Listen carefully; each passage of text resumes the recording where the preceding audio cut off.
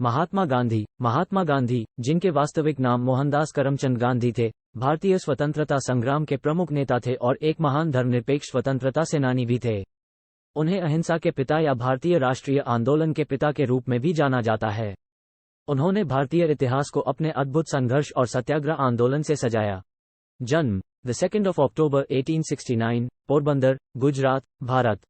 मृत्यु 30 जनवरी 1948, नई दिल्ली, भारत। बाल्यकाल और शिक्षा। मोहनदास गांधी का जन्म 2 अक्टूबर 1869 को पोरबंदर, गुजरात में हुआ था।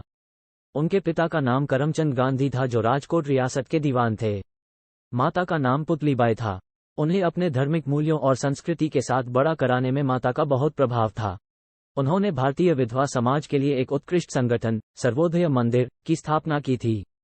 उनके माता पिता की परिश्रमिक के बावजूद वे गरीबी के बीच रहकर अपने शिक्षा को जारी रखने का प्रयास करते थे। विदेशी शिक्षा। 1888 में Mohandas Gandhi law pharmacy college, Mumbai से विदेशी शिक्षा प्राप्त करने के लिए इंग्लैंड चले गए। वहां उन्होंने बैरिस्टर का अध्ययन किया और 1891 में अधिवक्ता के रूप में वापस भारत लौटे। सत्याग्रह और अहिंसा के सिद्धांत। मोहनदास गांधी ने अहिंसा और सत्याग्रह के सिद्धांतों को अपनाया था, जिन्होंने उन्हें एक महान नेता बना दिया।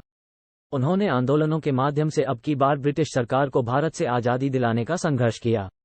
उनके प्रमुख आंदोलनों में चंपारण, खेड़ा और दांडी मार्च शामिल थे।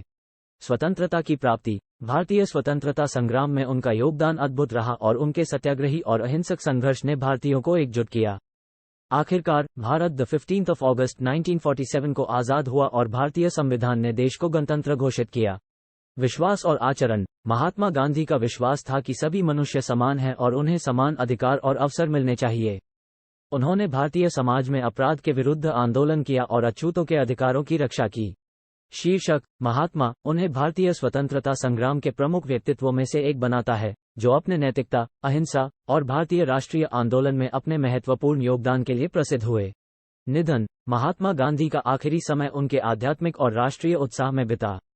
उनके आत्मसमर्पण और समर्थन के बाद उन्हें 30 जनवरी 1948 को नई दिल्ली में गोली मारकर हत्या कर दी गई। उनकी मृत्यु एक विश्व भर में शोक की घटना थी और उन्हें भारतीय राष्ट्रीय आंदोलन के शीर्ष नेताओं में शामिल किया गया।